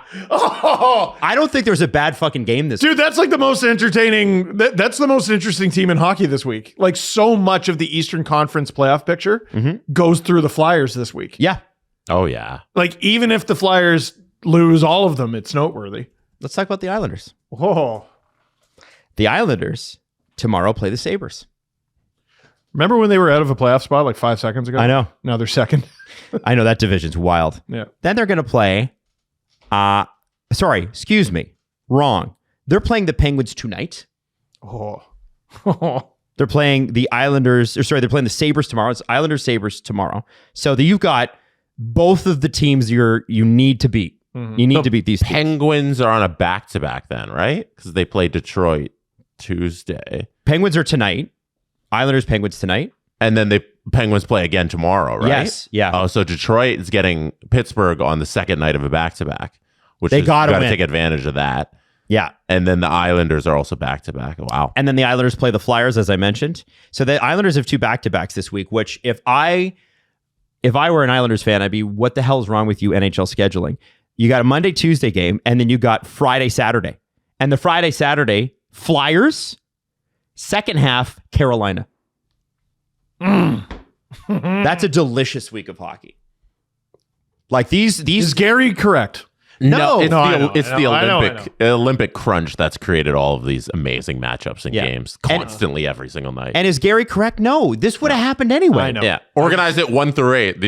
Everybody's still close. Yeah. It's just fun being a donkey. That's all. I like being a donkey. On the Western side, I do want to talk about the Predators, Kings, and Kraken. The Jets are kind of in there too. Do you count the Jets being 3 points out with a game? Sorry, 3 points out with a game in hand on the Preds, who have the last wild card. That counts as it. Oh, you mean Flyers West? Whoa. No, they're not. They are not in. I'm not believing in those two teams. Okay. They're in this. Okay. How about this? The Preds have 74 games played, 77 points. The Sharks have 3 games in hand, and they have 73 points. Oh, man. No. If you're one of the contending Pacific Division teams that's out of the playoffs and you go like a little above 500 the rest of the way, you might end up in the playoffs. And the thing is, none of them ever do that. Whenever there's an opportunity to get into the playoffs, the Kings are like, all right, let's lose 2 in a row. I tell you what. Well, so the East runs through the Flyers this week. It does. The West runs through the Leafs. No, because the Leafs are going through the West. Anaheim You're right. has a chance to solidify their division lead. Yeah. LA loses that game, they're cooked. Yeah. San Jose loses that game, they're cooked. Yeah. Am I wrong? I don't think you I are. would like you to get out a map and point to the lie. Okay. So let me. No, you're right. Isn't that funny that the team that's guaranteed, you should be guaranteed win every night? You know how many teams in the West this week are going to be like, come on, Leafs. Go, Leafs, go. Go, Leafs. What's it? It's only 6-1. They might come back. Who knows? Now, we're looking at the Predators schedule to start because they're the ones that hold the first wild card. Mm-hmm. They're playing not a single game until Thursday, which is cool. Mm-hmm. And guess what? On Thursday, April 2nd, they play the Kings. Oh, hot damn. Now, the Kings will have played a game in between that. On Wednesday, they are playing Who's the the Kings? Blues, Oh. who are, weirdly, 7-1-2 in their last 10. Yo, that's a good hockey team. I don't give a damn. I don't care. They're first in like everything. Or are they playing garbage time? They're playing the best garbage time. And garbage time has never been more relevant than this season in the Pacific Division. Right. You can garbage time your way all the way to showtime. They might garbage time their way into a playoff race at least. Yeah, Not spot race. They've been first in the league in virtually every stat for since sometime in January. Is it 2019? Holy cow, did they kill the Leafs? Okay. Killed them. So if you're the LA Kings, you got the Predators on the second half of back-to-back. The Kings are playing the Blues, and then you get the Predators on the second half of back-to-back, and then you get the Leafs on Saturday, which is a guaranteed win. For the Preds, they're getting the second half of back-to-back Kings, then they're playing the Sharks on Saturday, and then they're playing the Kings again next Monday. This is the best. I can see the Preds winning those games because whenever they play somebody who's not a good team, they tend to play well. Like this weekend, you need a couple wins. You lose to Montreal because they're a better team than you, and then you lose to Tampa back-to-back over the weekend. It's like anytime there's a team that's just not complete garbage at the bottom of the West with you, they're able to do something. So I can see them beating the Kings. Jesse, do you have any faith in the Kraken? Because they are in this. You do have faith in the Kraken. Those are if the teams, I'm like, okay, who's going to get that final wildcard spot? I think we lock in the Utah Mammoth. Yes. I'm willing that they get a spot. And then the last spot I'm giving to the Preds or to the Kraken. Okay, so the Kraken are playing the Oilers tomorrow. I don't love their chances in that game, especially with how Edmonton's played lately. Yeah. Okay. Then they're playing the Mammoth on Thursday. That's a big one. That's a big one. Then they got the Blackhawks on Saturday. And I think by this time, Monday, April 6th, the Jets are likely going to be closer to being eliminated. I don't love their schedule. Oilers, Mammoth, that fucking sucks, man. Well, that's hard. And let's go with this. Bobby McMahon, no hyperbole. Bobby McMahon has given you one of the hottest stretches any player has ever given you in Seattle Kraken history. Yeah. And I think you have one win with him. I'm not sure. Not a lot. Not a lot. Not enough to be in a playoff spot right now. Eventually, the team is going to be a little better. Mm-hmm. 11 points, by the way, in 8 games. He's crazy. He's crazy. Yep. You would assume that's eventually going to cool down, but you don't know. I'm having a hard time buying what they're selling because I am getting a ton of Kraken updates because people keep going, oh, McMahon did it again. And then you look and they lost 4-2. You know what I mean? So it's a fun sidebar, but at the end of the day, win games. Yeah. They're 3-3-2 with Bobby McMahon, by the way. That's kind of shit. That's 3-5. I think that might be my team. Kraken, to really? get that last wild card spot. Why do you have faith in them? Because they seem wobbly to me. They do seem wobbly. They are wobbly. I think any team in that little area, the Predators, the Kings, the Kraken, and if you want to throw in the Jets and the Sharks who have fallen out of it, they all are wobbly, but they're starting to look a little better as of late in terms of that McMahon factor is a thing where they can get some scoring. I believe in the goaltending, and the Preds, that's a large reason too that I think it's going to be one or the two of them because they do have Saros, and anytime Saros is in net, he can steal a game. Well, and Jesse, also their thirst for justice. What is that? They have such a thirst for justice. Who? Justus Annunen. Stop. He's been incredible. No, you can't do that. It's about Eustace in Nashville. The Eustace League? Eustace for all. Yes, the Eustace League. That's what the Predators are. The Eustace League. You know what's a better name than the Predators? The Eustace League. The Eustace League. Now, what's hilarious is they're all fighting for an opportunity to lose to the Colorado Avalanche. Hey. There are worse ways to go down. But sure. I don't know any of these teams we mentioned. LA, Seattle, San Jose, I'll throw in there, Winnipeg, any of these guys. Do you give them a game against the Colorado Avalanche? Do you give them a game? See, Adam, I try to be a stupid, hopeless romantic about it. You don't have the opportunity to get your ass kicked by the Colorado Avalanche. You have the opportunity to do the funniest thing ever, which is beat them. Oh, and you know what? Hockey Twitter would relish Drew crying like that, I think. Oh, yeah. I think Drew would get it. I would not want to be on. Promise? Oh, man. That would be incredible drama. But Drew's done such a thoughtful job of building friendships online. He is a relationship builder.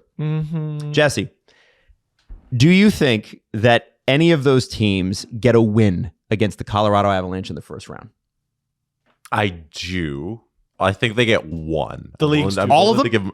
I'm willing to give them one. All of them? All three? Yeah. Yes. Throw the Jets in there too. What the hell? Jets don't. You don't like the Jets at all. I don't think I think they're pretenders. I think Nashville doesn't. Kraken do, and Kings do. Wow. Kings will fight hard. Wow. Okay. Kraken, by the way, just to emphasize my point. They've been on a terrible road trip. They lose to Nashville, they lose to Columbus. Can't do that.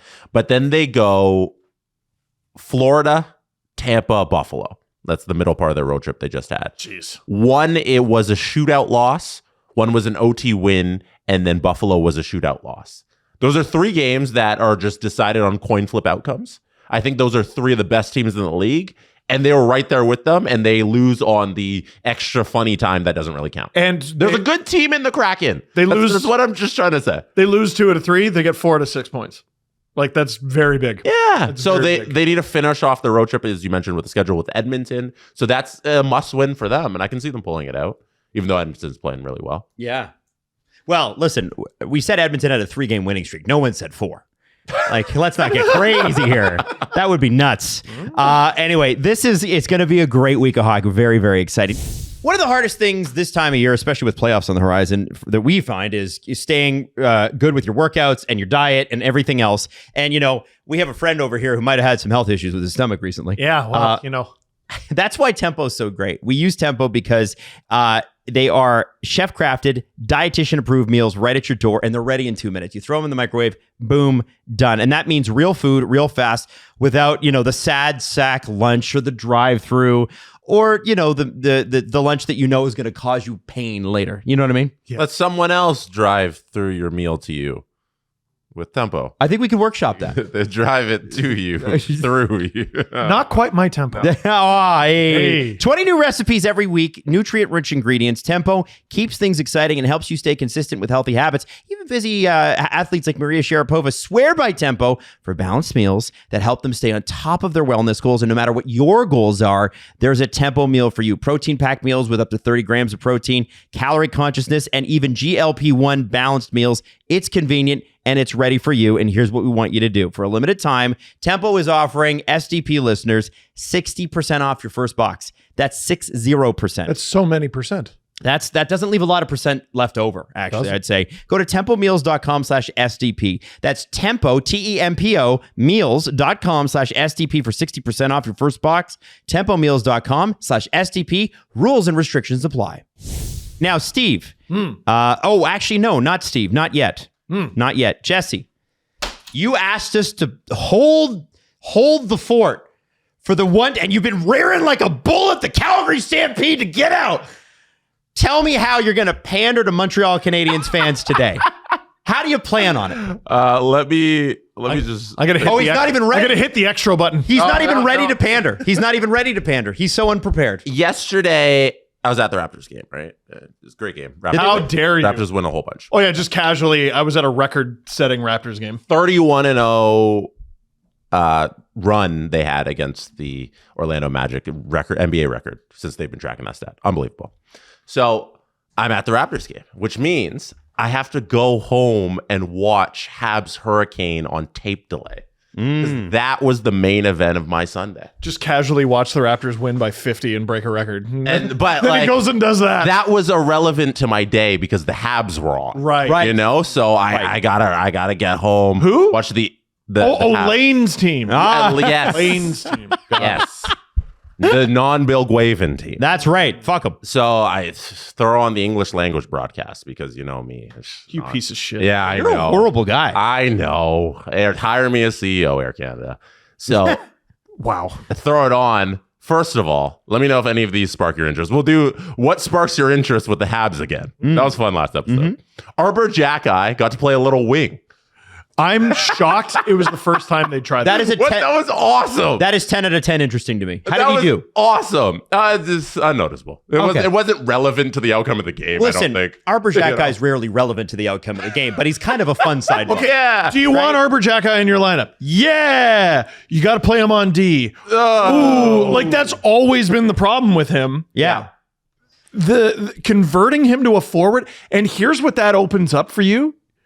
Potentially next season, potentially at some point during the playoffs, if you have injuries, the Jack Eyes on a Oh, there line. you go. Yeah. On a line. Florian and Arbor Xhekaj ripping all the cupboards in your kitchen off the fucking wall. Can you imagine that Can you- if they have to play Tampa?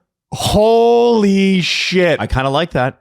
Kind of could be fun. Arbor just kicks down the door. Where's Curtis Douglas' big ass at? And then you find out he's on the Canucks and he's like, oh shit, yeah. Where's Scott Sabrin? Ah! You're so right in that the Habs have so many good defenders. They do. It doesn't make sense to have Arbor Xhekaj in your top 6 on D. No. What are we doing here? I don't think he's good enough to be a regular NHL defenseman. Martin St. Louis is really smart for just being like, fuck this. Just play him at wing. Yeah. If Brent Burns can do it, why not Arbor Xhekaj? cool. Am I right?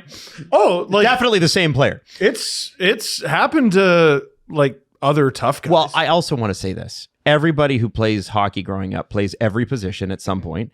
And if you can play defense, Yes. you probably can figure wing up. Yeah. I want to say Wade Belak was drafted as a defenseman. He was. He played a little bit of his career at D, and then at some point they went, you want to be a forward there, Wade? Like, we like you, We'd like to get you in the lineup. and we need you, but yeah, we need you in the lineup. Jesse, on your dossier, Okay. what is point B? Next up, double rookie of the year. What? Dobeš. Ivan Demidov now leads all rookies in points. Oh, you mean back to back? Jakub Dobeš in net, sensational. The only reason that they won that game is because they have Dobeš. Same thing last time he played out. Last time he played, same thing. He was unreal, has had a great season. They have found their number one goaltender. Are both of them going to make the top 3 in Calder voting? Is Dobeš eligible? No, I believe so. Let me find out. I think he should still be. You were talking about Jet Greaves last episode? Yeah, and a bunch of comments said I was wrong. Oh. I don't know if I well, was Dobeš wrong. played 16 last year. I don't know what the goaltender thing is. I think he should be. Because I thought the max age was 24, and What I thought, is goaltender I don't know. eligibility is a word. Yes, yeah, because they mentioned it on the broadcast. As long as he doesn't play more than 25 games in any previous season. And he didn't. Yeah. I don't think That was my thought. Watch it because Demidov, the plus thing where there's like now he's leading all rookies in points, and I think Dobeš deserves some Calder votes. So have propaganda corner. I think both of them, along with Matthew Schaefer, that should be the top 3 in Calder votes. Okay, but okay, hold up. Are Dustin Wolf Dobeš's didn't numbers win it. I don't think he's are Dobeš's numbers great, or is he just better than the shit heap that they have behind him? Jeez. Damn. No, I think he is genuinely. He has a 900 save percentage. Yeah, but you watch these games. That's good As today. of late, That's he's good been today. stealing victories for the Habs. I have to give the other side. I know he's Yeah, because I have to do that. You hate Montreal. I think He's been stealing games for this team. That's going to be. I think he's top 5. I'll Okay. give him because Well, he has played 37 games. That's enough for votes. And 25 wins in 37 games, 25, 8-4. That's fucking incredible. Well, and voters look at record. As they should. And record Is the only thing that matters. It does matter. Let's look at his underlying numbers. No. Well, his 900 save percentage is actually watered down by he was also pretty butt like leading into Christmas. Like how good's he been since then? Outstanding. Mm-hmm. Outstanding. If you isolate his back half of the season where he's become the number 1 and they know we don't need to play the stupid Sam Montembeault game anymore. We can go Jacob Fowler and Jakub Dobeš. Like those are our 2 goaltenders. He's been outstanding. Yep. So I think he deserves some votes. And if you look at the scoring race for rookies, it now goes Demidov in first, 57 points. Beckett Seneca in second, 56. Schaefer's in third as a defenseman, 56. And then it falls off a cliff with Jimmy Snuggerud. So we're talking about the Calder voting being Demidov, Seneca, Schaefer, Dobeš? Dude, look at Seneca's time on, or not Seneca, sorry. Look at Schaefer's time on ice. Yeah. Yeah. I don't. Alien. That's why I'm not advocating for one of these Habs to win it. No. We Schaefer's know gonna who win. should We know- win, yeah. but the other two might be Habs. I think. And Oliver Kapanen, number 6. I know. In rookie scoring. I know. Friggin'. Yeah. You wonder why I always talk about the Habs with a little bit of sorrow in my voice. Like at the end of the day, I cheer for a team that's a longtime rival of theirs, and they're just gonna kick their ass for so many years. Yeah, 'cause like we had a group that wasn't willing to do what it took to win, and that starts management starts with management. they're Now, so good. Jesse, I think you make a good point. Fowler, I think will be in the rookie running next year, which is kind of funny. Hage, potentially. Yeah, H2. Yeah, like this is a crazy group. It's awesome. Good for them. I as much as I make fun, Yeah, is it awesome? but also fuck them, right? It'll be awesome to stream. Yeah, yeah. Well, you're going to be doing that. Yeah, how come? I did the Canadians last year. How come I don't get them this year? I'm kidding. I'm totally kidding. Because F you. That's why. So we've done 1A, 1B, Yeah. What about C? 1C, because it's C. Cole Caulfield.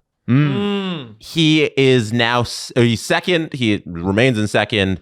46 goals on the year. He only trails Nathan McKinnon at 48. Will he hit 50? Yeah. Yes. My first question. Yeah. Easy. Okay. And How many Saturday games they have left? No. All right, well, there's at least 2 goals Mr. right there. Saturday. Like, yeah. Yeah, I think it's unbelievable. Gone underrated how little 50 goal scorers the Montreal Canadiens have in their history. I know it's been talked about recently, but like throughout the years, we never bring that up. They don't have these. Well, they were the ones that Incredible. invented 50 goal seasons. Right? It's literally. And then they went like 60 years without guys to score 50 goals. So Cole Caulfield can become a 50 goal scorer for the Montreal Canadiens. So cool. Also, if you remove empty net goals, Cole Caulfield leads the league. Oh, What? Yeah, I saw that flash across the broadcast, which I thought was very interesting. Fraudkinnon? What? Goal leaders this season, not including empty netters. I took a picture. It's Cole Caulfield with 46. McKinnon has 44. Fraud. Wyatt Johnston, 39. Jason Robertson, 39. McDavid, 37. wow. So non-empty net goal leader of the season, Cole Caulfield. Hart Trophy votes? That's my question. Hart Yeah, votes. Sure. I don't think he's going to get first place votes. Not yet. No. Because the Hart Trophy it isn't necessarily, when they do the Hart Trophy voting, it's not necessarily who actually deserves it. It's who's been working up to this for a while. Right? Also, isn't he like 40 points behind McKinnon? Yeah, because he's selfish, right? Yeah. I don't know if you noticed, but he's only got 33 assists. What a piece of crap. Like That's why they call him Cole Caulfield. Can I just say that they used to actually propagate that when I was in hockey and like growing up? It was like, well, yeah, if a player has more goals than assists, they're kind of a goal suck and they're selfish. That literally used to be what people thought. It's so fucking insane in retrospect. Like, goals are the hardest thing to get in the sport. It's a goal scoring contest, and we're all like, nah, fuck them. Assist more, you dick. Like, anyway, long story short, Kucherov's winning the MVP this year. No question. Assist more. Yeah, literally. You did. It does start early, too. It does. I've- Oh, yeah. No, I've seen it at my 5-year-old son's hockey. I'm like, oh, that kid hasn't scored 12 goals like he did last time. And then you watch him a little closer and you're like, his dad told him to pass. That's all it is his dad told him to pass. Last Habs point. Habs 1D Habs point. Nick Suzuki is racing for 100 points. Yeah. So we had the 50 goals. he's gonna get it. And now we have 100 points. He's at 91. he'll get it. That's a point a game with I think games he's gonna get remaining. Or Because above a Caulfield point a needs game, goals right? and Suzuki needs assists to get there. You guys are betting both guys do it? I do. 50 Yeah, and a 100? little worried by that illness that he had. Like, I don't even know if he's. I think his next game is tonight. I don't even know if he's in the lineup. He is, yeah. Oh, well, there you go. He's playing. He played last night. All right, so my fantasy. All he has to do is just rip apart, you know? Yeah. Let's go.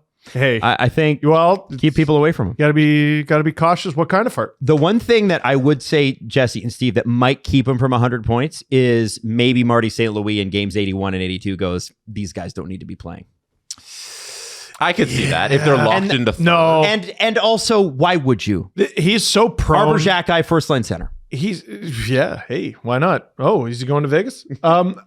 Kucherov's so prone to like 4-point games. Like, it's gonna happen. Yeah.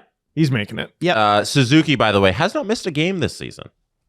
Wow. 73 You piece of garbage. Why would you say that out loud? That's the worst thing you've said. Are you kidding? I'm so triggered. You're a piece of crap. Montreal, I'm 73 of sorry 73. for my stupid friends. I really am. Adam, you too. I cannot. Yeah, F you. That's the I 50 cent cannot meme. believe. Unbelievable. By Wow. the way, to drop that one, I'm going to drop this one into the segment. I don't know if you know this. The Toronto Maple Leafs will be eliminated from playoff contention tonight with a regulation loss to Anaheim and an Islanders point versus Pittsburgh. I mean, the Ducks to eliminate them altogether, It would be just yeah. humiliate me, daddy. Yes, just Ew. whatever the worst, Step on it. you know? ugliest, yeah. Yeah. Whatever the worst scenario is, you can guarantee the Leafs are going to find it. What did you think about William Nylander being coy and going, I have my thoughts on why the season went wrong, but I'm not going to tell you. That's all he does. It's a lot cuter when they win. It's Now I'm just sort of like, shut up. how he goes about life is just being all coy and smiling. Imagine he says that to like Keith Pelly and I'm not going to tell you. It'd be like, Willie, this is the time. The vibes are absolutely catastrophic. People were making fun of them for like playing a fun Simon Says game in front of children. And I'm like, man, that was literally, that event is for kids. Like it's for fans, but it's specifically for kids who are fans. Yes. So they played a fun game of Simon Says and everyone's like, nerds, losers. What did you think about Berube and Nylander's back and forth at practice where he gave him the ear? Did you guys see that? Because Nylander was tired of Berube calling him a passer. No, Berube was telling the guys on the team to shoot more during practice. Like, hey, take your shot. And then Nylander went on a breakaway and he shot the puck and he scored. So then he did the hand to the ear, Hulk Hogan celly at Berube, and he skated right up to him. Was like, do you see I shot it? To me, that clip is the Leafs in a nutshell. Are you allowed to show that? Or Yeah, I was gonna bring it up here. I definitely can because it's from practice. Because to me, that's the team in a nutshell. Because Willie thought it was all fun. I don't think Berube did. I don't think Berube thought it was fun. Really? I think it's one of those things where it's funny, but it's so there's an underlying simmering tension. There's just too much truth in it for it to be truly funny. And I don't know who's right in this scenario. I'm disappointed in both of them, and I know one of them's sticking around, but I don't know who's right. Neither of them. In this particular situation, I think Berube. So here we go. Show this? I can show this, yeah. And if I can't, we'll fix it. Okay. But it's a practice rink. It'll be fine. So this is Nylander shooting at practice. He scores, and then he goes up to Watch Craig Berube's Berube, face. Watch Berube's face. right at him, and he's just giving it to him. What'd you say, Maddie? That's crazy. Yeah. They said they were goofing around, didn't they? Yeah, so they both talked about it after. Oh, see, and then He's not making eye contact with him. That's how you know he's and then personal. he talks about it. So I don't think Craig thought it was funny, man. yeah, and he gives him a little tap. Like he gives him a little tap on the butt. You can see Nylander do it there to be like, all good, man. No, he's trying to move on. You know what this Is this us just being the Toronto media? That's where I wanted to ask. Oh, who cares at this point? like? Yeah. Oh yeah, Are we making this too might much change of- people's opinion of us. Are we making too much of guys having fun at practice? Is this Toronto media syndrome? No, I don't think so. No, why is Craig getting fired? Because he's getting fired. Team's not good. Because guys like Willie haven't listened to him all season, right? Like Willie's got his cookies and his numbers, but like he's still Willie, and he still does the things that Willie does. prevent him from being a true superstar in this league. Yeah. Where he's William Nylander is a superstar. yeah. I think he's a Yes. I don't know if William he's a superstar. Nylander is in the same category. Let's have this conversation. No. See, if, Well, he's in the same what? no. Well, okay. So if you want to do your caveats, yeah, then yes. Well, we can. If you want to actually specify where the guys land, yes, it's different than He's a star. David and Rantanen and Rantanen, but Kucherov. I put William Nylander in a superstar category. Would you put him up there with Matthews? That's a shot. debate. No, I put him in that tier just below Tier Austin 2. Matthews. Okay. Yeah. Okay. Yeah. Well, so this is what I'm saying though. He keeps doing the things that prevent him from being tier 1. I think he absolutely has the talent to be tier 1. 1,000,000%. But at Okay. the end of the day, I think he's still got So are you anti-Willie in this scenario with what he's doing with Berube here? Yeah. And I'll tell you what it reminds me of. Wow. Matt Duchene scored a goal. I think the Avalanche were down 4-0. Mm-hmm. And Patrick Waugh was his coach, and he was still with the Avalanche. He scored. They were losing 4-0. I think he made it 4-1. And the goal was significant to Duchene because it meant he got a bonus. Right. And after the game, Waugh lit him up in front of the media because he's like, "What are you doing? We suck." We suck in the standings. We sucked in that game, and you're celebrating cutting the lead to 3. That's embarrassing. And he's right. And listen, you got to keep it loose. At the end of the day, the Leafs don't need to friggin', flagellate themselves publicly. We're so sorry. I'm not every day is penance. I'm so sorry we're not making the playoffs. But I could see an old school guy like Craig Berube being like, "That's not cute. Shut the fuck up." 100%. Well, they won't be working together much longer. So no, they matter. will not be. I think this attitude right here is exactly why you want William Nylander playing in Toronto. I think when you see every other player wilt in the moments, he was never that person. Mitch Marner here, if he was in Toronto playing in this season, we'd see him on the side wilting, being like, "Woe is me." Thank God we William never had Nylander to see that. is good vibes no matter what. Yeah. And when you're sitting here saying, "Oh, you can't be doing this in practice," he doesn't give a shit. He's going to be him, and that is actually good for the Toronto Maple Leafs team. And I think it's way easier for Willie to be vibes guy in this scenario. He's not the one getting canned. Yeah. He's going to be here for the length of his contract because he's a good hockey player. Yeah. And I think this is fine. Yeah. Well, I think we disagree on this incident. Also non-incidents, I should. Well, no, he's doing the ear thing. Wasn't Berube the one who told you to shoot? Mm-hmm. I don't know. Listen, if I'm Craig, the room is full of at least 20 men who have helped get me fired. You know what, Steve? And I'm not a fan of any of you, Steve. You know what? And you're the reason why Toronto, it's so hard to play here. Me. You just illustrated right there perfectly. You're right. The Kachucks are going to feature you on their podcast. Well, I'm the reason why the second biggest team in the city has too much pressure. True. Blue Jays are the favorite right now. They are profoundly, by leaps and bounds, irrelevant compared to the Toronto Blue Jays. Yeah. Right now. Yeah. Do you think there's been a fun moment at a Blackhawks practice? Let me answer that for you. Yes. Yeah. Do you think there's been a 6-minute breakdown on a podcast about it? Blackhawks ain't the Leafs. Actually, they won the division last year. I actually do, though, because they have a pretty intense media structure there. I don't know. Maybe not as intense as the Bears, who are no longer a Chicago team. No, apparently. This is the only place where there's standards. I can tell you this. With Montreal, absolutely there'd be a breakdown. Oh, yeah. With Vancouver, absolutely this is there'd be the a only breakdown. place where the players get hit with hard hitting shit. Who's the biggest prankster on the team? Stop it. Every time the word prankster is used in hockey, I want to vomit. Here, draw your team's Prankster. logo on a whiteboard. You're like a Chappelle Sketches interpretation of a 90s show. Yep. It's so sad. Anyway, sorry, This is just me being a stick in the mud. All right, let's leave it for now. We will, though, we have to talk about the schedule before we leave here.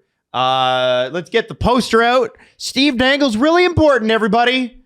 He reads like a nerd. Here's me and 4 relevant people.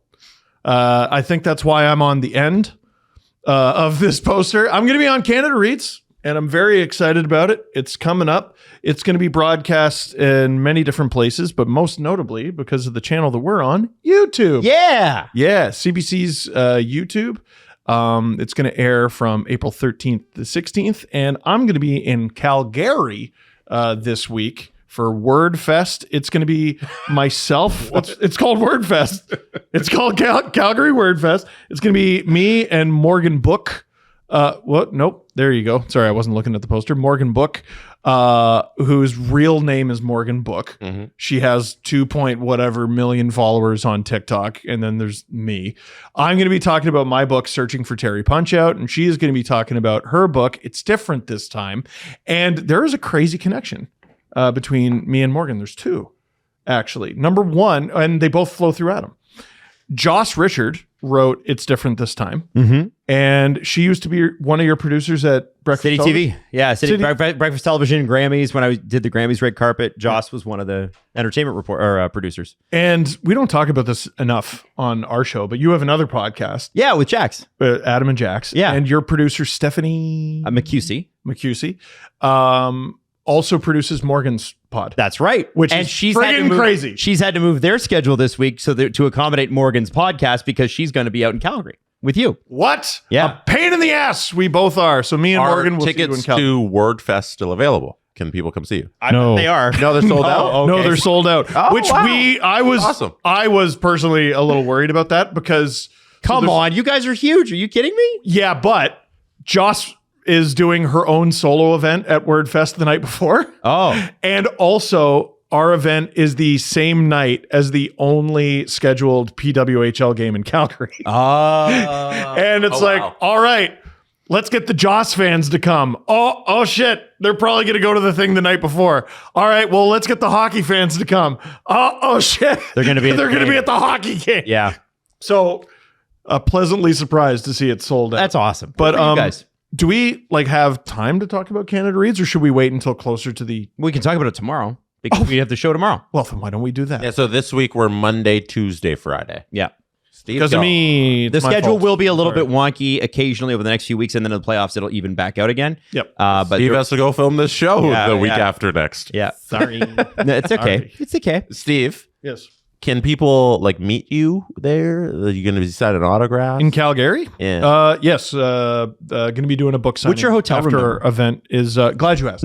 It's no. I'm going to be. Yeah, we're going to be doing a book signing afterward. Nice. Yes. Okay, that'll be fun. Yes. I will sign Tyler's book. I find it funny. Oh, you signed the book that you are advocating for on the show? No, they'll also have my books. There. Okay. I friggin' hope. No, they will. You might They- want to check. They will. No. I have checked. Okay, I have all checked. right. They will. They will. Yeah. yeah. Okay. All right. Cool. Well, listen, man, we're pumped. I'm excited to see it.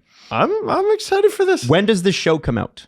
April 13th to 16th. It broadcasts live on YouTube, 10:05 every morning, April 13th, 14th, 15th, 16th, 10:05 to 11:05. Good for you. Amazing. Wow. Wow. Hey, something to do before the Blue Jays come on or something like that. You know? Blue Jays. Yes. They were great this weekend. What so damn good. every game was awesome. Anyway, love you all. We'll see you tomorrow morning and then Friday. And Steve, enjoy Calgary. No. Pronounce it. I refuse. The Steve Dangle Podcast. Follow the guys on Twitter at Steve_Dangle, at Adam WYLDE, and at Jesse Blake. Connection complete.